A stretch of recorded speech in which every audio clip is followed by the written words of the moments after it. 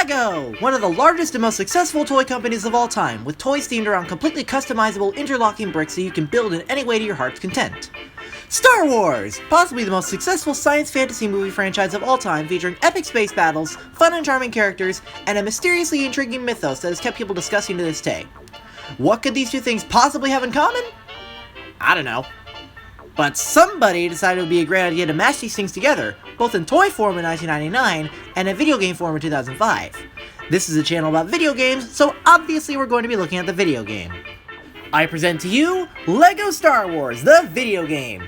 Released in March 2005 for the classic Xbox, PS2, PC, GameCube, and Game Boy Advance, a good 2 months before Revenge of the Sith came out in May 2005. Despite that movie still being one of the movies in this game, but more on that later. As you can see here, I own the PS2 version. However, I'm going to be gathering footage for it using the mobile port of The Complete Saga, a game that mashed this game up with its sequel, LEGO Star Wars 2, the original trilogy. That saga's not so complete now though, is it, Disney? This game and its sequel were a huge part of my childhood, and still holds a ton of nostalgic value to me, and likely to a lot of you as well.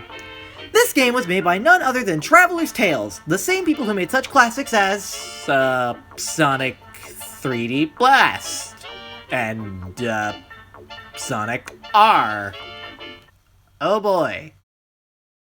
Now, let's not get ahead of ourselves here. Those games were back in the mid-90s, this game was in the early 2000s. Surely they would have learned how to make a good game during that decade, right? Right?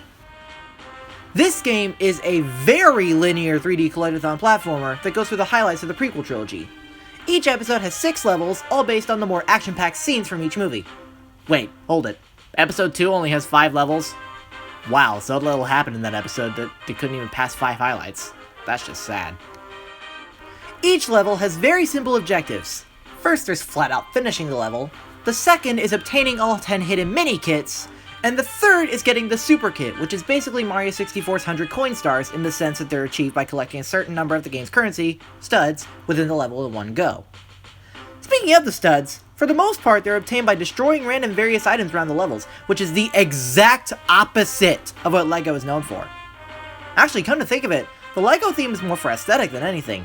There are times where you have to build something to progress in the level, but that's just done by walking up to a pile of bouncing bricks and holding the action button, completely disregarding any of the creative freedom LEGO is known for. Actually, looking back on it, this game is absurdly simple with pretty much all of its individual mechanics. Combat is basically just spamming the attack button over and over again until the enemies die. Characters with blasters will auto-aim at enemies if you're facing even just the general direction of said enemies.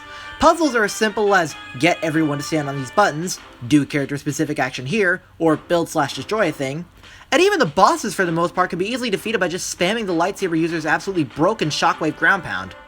Seriously, I know this is a kid's game, and in some ways it's actually harder than some modern LEGO games, but wow, this is one of the simplest games I've ever played.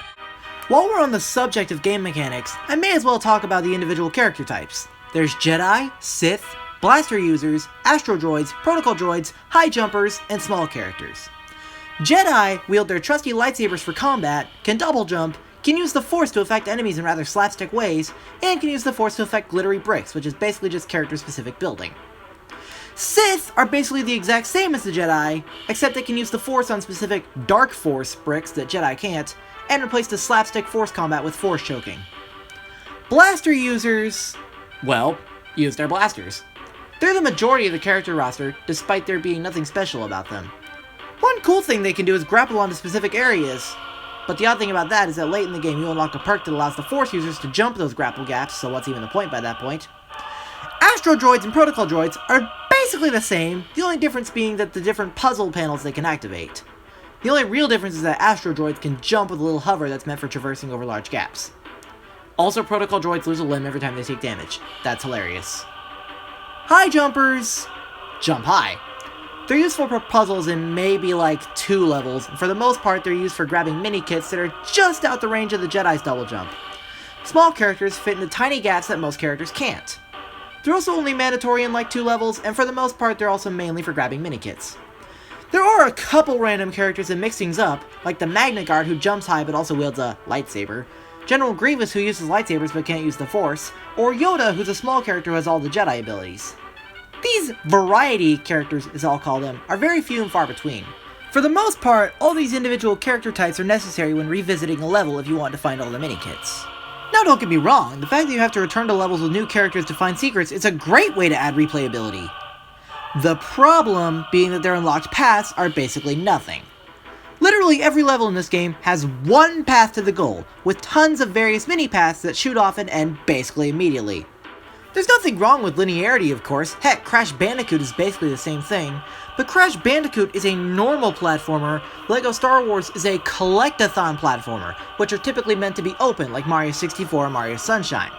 I would have liked it if the secret paths actually meant something instead of just being, "Oh, you found the secret path. Congratulations! Now go back to the main path and act like this secret room never existed." While I'm on the subject of the levels, I may as well say what they are. As I said before, each episode, besides 2, has 6 levels. Most of these are the absurdly linear collect-a-thon levels, however, each episode has one on-rails vehicle level. I mean, come on, it's not Star Wars without the awesome sci-fi vehicles. Episode 1 is The Negotiations, the invasion of Naboo, the escape from Naboo, the pod race, the reclaiming of the palace, and the encounter with Darth Maul. Yes, they skipped all the political mumbo-jumbo of Coruscant entirely. Episode 2 is Obi-Wan's trip to Camino, the droid factory on Geonosis. Holy crap, they skipped like a good hour and a half of the movie! The execution arena, the gunship chase, and the fight with Count Dooku. Finally, Episode 3 is the Battle over Coruscant, which is the best opener to any Star Wars movie ever, fight me, the rescue of the Chancellor, the encounter with General Grievous on Utapau, Yoda and the Wookiees on Kashyyyk when Order 66 happens, Obi-Wan and Yoda investigating the Jedi Temple, and finally Anakin and Obi-Wan's climactic duel on Mustafar. With how many levels there are and what little time I have, I'll only say the highlights of my thoughts. The first level is the shortest, so the negotiations were short. The pod race is what spawned my love of Sonic Speed. The most memorable part of the execution arena, the monsters, don't even appear in this game's version of that scene, making it completely underwhelming.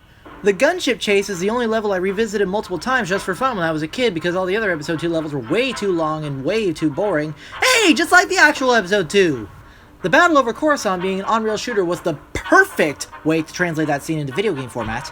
General Grievous' boss fight is the most unique, but also the most tedious with how much he runs away from you.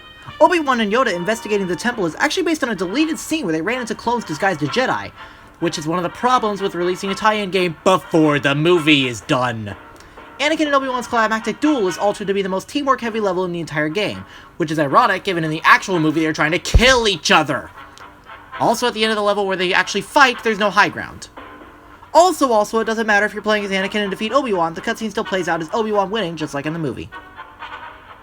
Upon choosing a level, you have the option to play Story Mode or Free Play Mode. In Story Mode, you get cutscenes and play with the characters who are actually present in the scenes in the movie. In Free Play Mode, which is only unlocked after beating the Story Mode, you can play as any character you've already unlocked, hence the revisiting mentioned earlier. Wait, the cutscenes? Holy crap, I haven't even mentioned the cutscenes yet! They're easily the best part of the game! You see, since LEGO is a toy brand usually marketed towards children, they decided to take a more lighthearted and child-friendly approach to the stories of the movies. How'd they do that? Slapstick humor, of course! All throughout the cutscenes, the characters perform goofy actions and make silly sounds, while still somewhat maintaining the overall flow of the actual movie's plots.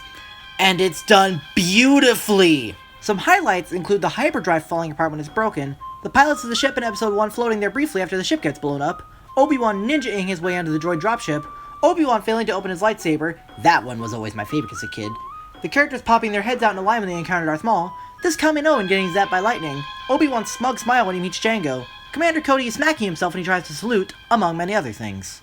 The people over at Traveler's Tales knew what they were doing when they were animating these cutscenes, and it shows they wanted children to have a fun time watching these. Wow, I just realized almost all the things I said up to this point have been generally negative, and that was not my intention going into this review.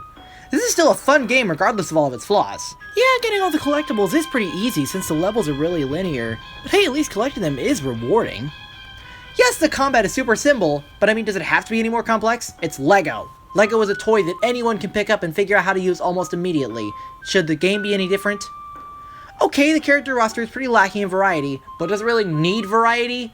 Most of the time you're going to be playing as your favorite character in free play mode anyway, why complain about the lack of characters you won't use outside of their situational purposes? Yeah, it's kinda odd how little this game actually has to do with the actual uses of LEGO bricks, but hey, there's no denying that destroying every LEGO object in sight and being rewarded in-game currency for it is pretty frickin' fun. In conclusion, this is not a perfect game, but it's not a terrible game either. It's another rare example of a good licensed game that was made by people who genuinely wanted their players to have a fun time immersed in their favorite fictional world. Yeah, some of the levels stretch on for a little too long, but overall it's a nice, fun, casual experience. For a final conclusion, this is a flawed good game. The sequels were better, but this was not a bad start. I say you should pick it up and try it out for yourself, preferably in the complete saga form. It's pretty fun.